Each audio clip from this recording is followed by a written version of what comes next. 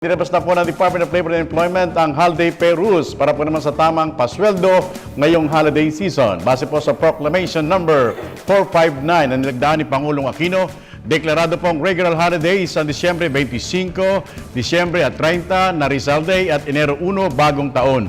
Habang special non-working day naman po ang Disyembre 24 at Disyembre 31. Kung pumasok po ang isang empleyado sa regular holidays na ito, tatanggap siya ng 200% ng kanyang regular na sweldo para sa araw na iyon. At kung hindi naman po, tatanggap siya ng 100% ng kanyang arawang sweldo.